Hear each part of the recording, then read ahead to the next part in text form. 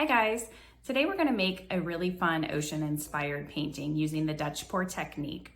We're going to use some really bright colors and a basic kitchen torch in order to create some cells that look like bubbles. So everything you need to know about how I made this painting is in the description below, so let's get started.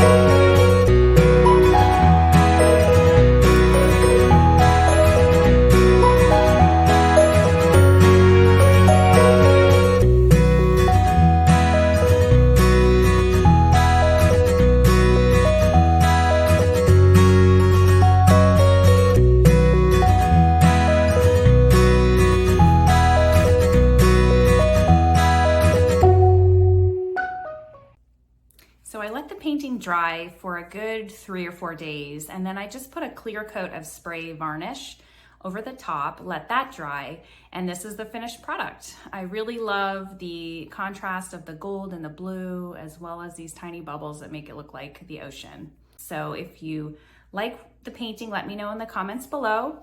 And hopefully you'll follow my channel if you want to learn more about how to do your own fluid acrylic art.